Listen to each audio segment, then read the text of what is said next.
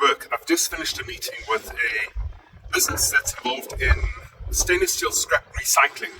So it's a trading business. They buy stainless steel scrap from around the world. They then arrange it, clean it, sort it into various grades, shapes and sizes, and sell it to molds that then reuse the stainless steel. It's a fantastic business for the simple fact that stainless steel is absolutely recyclable and it's used again and again and again and again.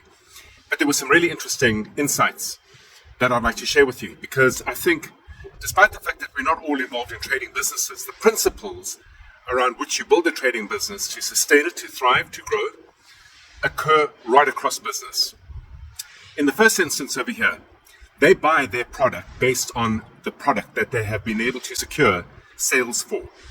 And to get that right, you need as many people selling as you do working on the supply side. So balancing your buying and selling really matters, in the sense that, and it sounds obvious, if you sell what you don't have, you land up in a problem on the demand side. If you buy what you don't have, you land up with a problem on the supply side. The second thing is this, and what's driving this industry are market forces that are leading to massive concentrations, mostly in the buying side. So the customers that they have are becoming fewer and fewer and more concentrated, given the size and the requirement and the capability of the big mills needed in order to process stainless steel scrap.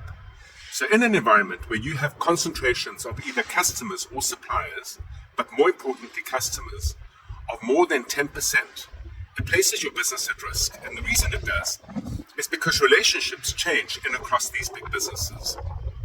So if your sales are dependent on any customer with more than 10%, you really ought to look at creating a new either range of products or going out there and finding more customers in order to dilute the risk of any one customer closing down or simply choosing no longer to work with you and placing your business in jeopardy. And the third factor that I think is valuable to share is a really good understanding of your working capital cycle.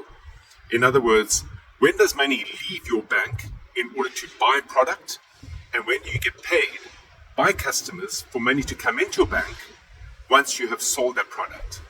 What I'm seeing across the board in most businesses is that more so now than before, as banks have become more reticent to provide funding and funding sources for small and medium-sized enterprises, that working capital cycles being stretched both by suppliers and both by customers who are looking to use you as the intermediary in your particular industry as the bank itself.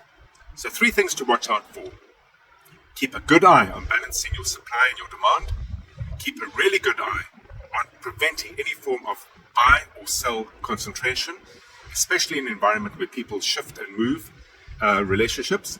And then get your numbers right. Get your accounting dead on, spot on, in order to manage your working capital cycle.